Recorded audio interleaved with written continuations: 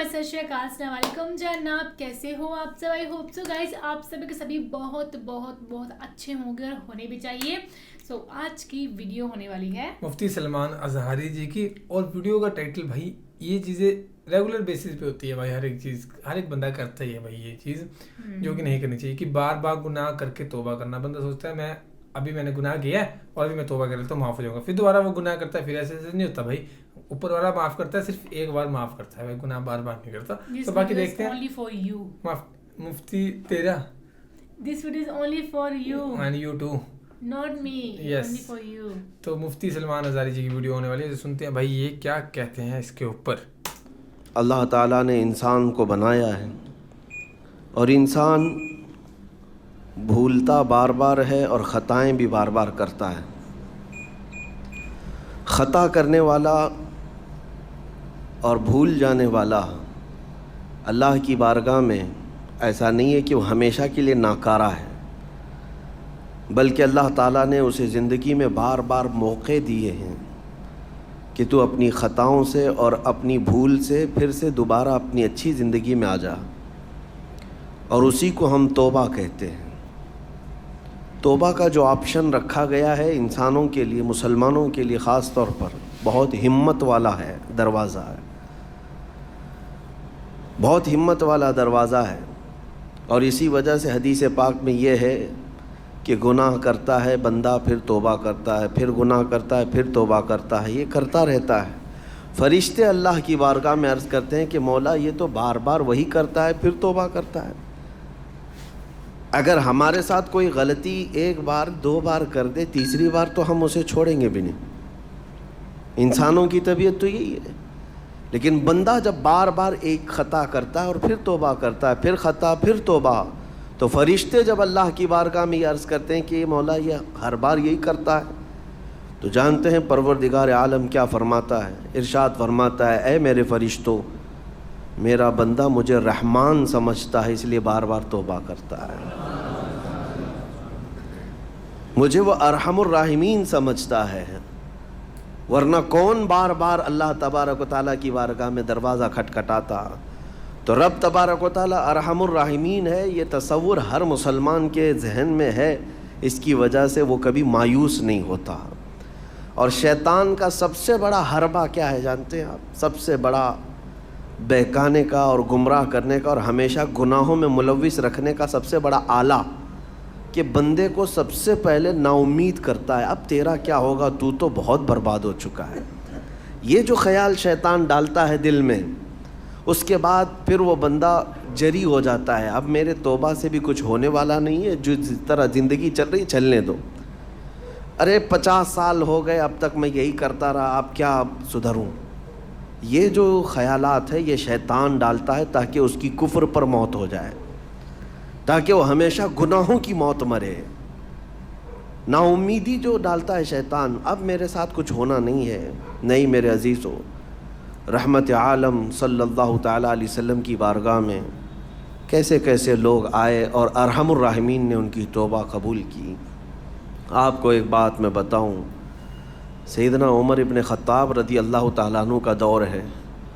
मसनवी शरीफ में मौलाना रोम फरमाते हैं, जन्नतुल बकी आपने सुना होगा, कब्रस्तान मदीने का, मदीने के कब्रस्तान में रात के वक्त एक बूढ़ा आदमी 80 साल का जो बांसुरी बजाता था और उसी से पैसा कमाता था, उसकी बांसुरी में बड़ी अच्छी लय थी, बड़ी सुर अच्छी थी, लोग सुनते थे और पैसे देते थे। लेकिन बुढ़ापे में जब सांस फूलने लग जाती है, हाँपने लग जाता है, सांस नहीं ठहरती, तो बांसुरी कैसे बजती, उसकी लय टूट जाती, लहजे बदल जाते।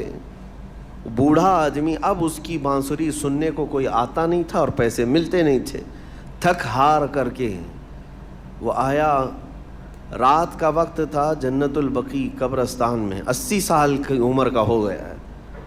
उसने बांसुरी तोड़ दी, कहा ज़िंदगी भर जिस चीज़ से मैं कमाता था, अब मेरी सांसों ने जवाब दे दिया, जिस्म फूलने लगा है, सांस ज़्यादा आने लग गई है, अब मेरा खाना पीना कैसा चलेगा। खैर अरहमुर राहिमीन, हूँ तो तेरा ही बंदा, मेरे अहलो अयाल नहीं, मेरे रिश्तेदार नहीं, مجھے اگر تو بھوکا مارنا ہے تو اسی قبرستان میں مار دے، یا اگر میری زندگی باقی ہے تو میرے رزق کا انتظام کر دے۔ وہ رو رہا تھا 80 سال کی عمر میں۔ جب بندہ لاچار و مجبور ہوتا ہے تو پروردگار کو ہی یاد کرتا ہے۔ جانتے ہیں عمر ابن خطاب رضی اللہ تعالیٰ عنہ امیر المومنین مسجد نبوی میں تھے اور ان کی آنکھ لگی تھی، خواب میں رسول پاک صلی اللہ تعالیٰ علیہ وسلم تشریف لائے۔ کہا عمر، اللہ کا حکم ہے جنت البقیع میں جاؤ، ایک بھوکا آدمی کھڑا ہے، اپنے گھر سے کھانا لے جاؤ اور اس کی ضرورت کا انتظام کرو۔ نیند کھلی تو آپ نے دیکھا اللہ کے حبیب صلی اللہ علیہ وسلم کی طرف سے حکم آیا اور رب ذوالجلال کا حکم ہے۔ گھر سے عمدہ کھانا لیا، توشادان لے کر کے، کچھ مال و متاع بھی لے کر قبرستان میں گئے، ڈھونڈا کون ہے یہاں پر، تو دیکھا کہ ایک ہانپتا کانپتا ہوا 80 سال کا بوڑھا روتا ہوا نظر آیا۔ امیر المومنین اپنے ہاتھ میں توشادان لے کر اس کے قریب گئے، کہا تو بھوکا ہے؟ کہا ہاں بھوکا ہوں۔ بیٹھ چل میں تجھے کھلاتا ہوں۔ دسترخوان بچھا کر اسے اپنے ہاتھوں سے کھلایا اور اسے اپنی ضرورت کے مطابق جو ضروریات تھیں اس کی ضرورت کے مطابق وہ ساری چیزیں دی۔ وہ بوڑھا پوچھتا ہے آپ کون ہیں؟ حضرت عمر فاروق نے کہا میں عمر ابن خطاب ہوں۔ وہ ڈر گیا، حضرت عمر سے کون نہیں ڈرتا تھا کہ کہیں یہ کھلا پلا کر کے مجھے کوڑے نہ ماریں کہ زندگی بھر بانسری بجانے والا آج پکڑا گیا ہے، ہاں آج مجھے یہ سزا نہ دے دے۔ وہ کانپنے لگا، کہا کہ آپ یہاں کیسے؟ حضرت امیر المومنین کہتے ہیں میں خود نہیں آیا، مجھے اللہ کے رسول نے بھیجا، اور رب تبارک و تعالیٰ کا حکم آیا تھا کہ تو بھوکا ہے اور تو نے رزق مانگا ہے اور مجھے تیرے رزق دے کر کے بھیجا گیا ہے۔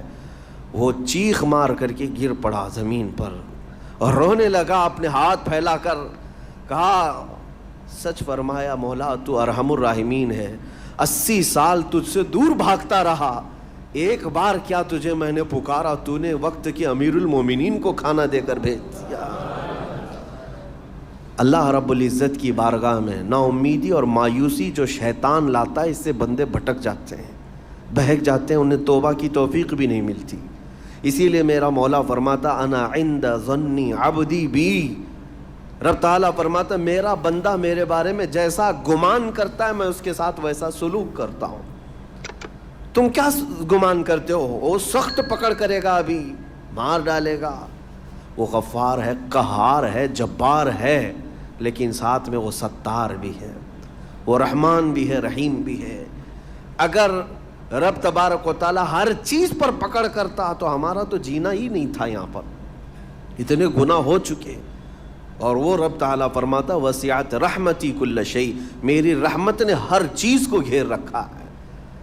اللہ رب العزت بندوں کو معاف کرنے کا اظہار زیادہ فرماتا ہے۔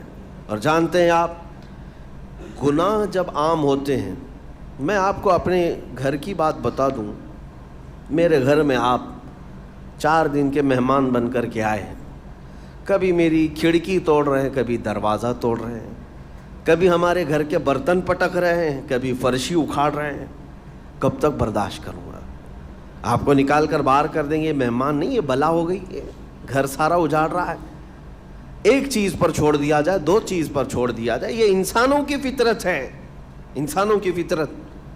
لیکن رب کائنات اپنی کائنات میں ہم بندوں کو اتارا ہے، ہم نے کیا نہیں بگاڑا اسے، اپنے گناہوں سے اس کی زمین کو لال کر دیا، ہاں اس کی نافرمانی سے ہم نے اس کائنات کے رنگ کو بدل دیا، کھلے عام گناہ، ننگا پن، بے حیائی، عیاشی، سب کچھ ہوتا رہا۔ اس کی کائنات ہے، اس کی زمین ہے، اس کی سلطنت ہے۔ اور ان گناہوں کی وجہ سے جانتے ہیں آپ، سمندر اللہ کی بارگاہ میں عرض کرتا ہے کہ مولا تو مجھے اجازت دے دے، میں ایسی طغیانی لاؤں گا کہ یہ سب ہلاک ہو جائیں گے۔ ہوائیں اللہ سے اجازت مانگتی ہیں تو مجھے شدت دے دے، میں اتنا تیز اڑاؤں گی کہ ان کے پرخچے اڑ جائیں۔ لیکن جانتے ہو اللہ کی طرف سے جواب کیا آتا ہے؟ سمندر کو بھی رب تعالیٰ فرماتا ہے، ہواؤں کو بھی کہتا ہے رب تعالیٰ رک جاؤ، میں میرے بندوں کے انتظار میں ہوں، میرے بندوں کی توبہ کے انتظار میں ہوں۔ کہ میرے بندے میرے پاس لوٹ آئیں گے. اسی لیے اللہ کے حبیب صلی اللہ تعالیٰ علیہ وسلم ارشاد فرماتے ہیں اللہ تعالیٰ کو سب سے زیادہ خوشی کس بات کی ہوتی ہے جانتے ہیں؟ رب تعالیٰ اپنے بندوں سے کب خوش ہوتا ہے؟ مثال دے کر کے میرے آقا نے فرمایا, مثال دے کر سمجھایا. صحرا میں, ڈیزرٹ میں ریتیلے میدان ہوتے ہیں, اس کا سفر بڑا ڈینجر ہوتا ہے. آج بھی ڈیزرٹ ہیں بہت سارے, سہارا ڈیزرٹ کا نام سنا ہوگا. ہم گئے ہیں 200-250 کلومیٹر تک آپ چلتے رہو گاڑی, نہ ایک درخت نظر آتا ہے, نہ پہاڑ نظر آتا ہے, نہ گھر نظر آتا ہے, کچھ بھی نہیں.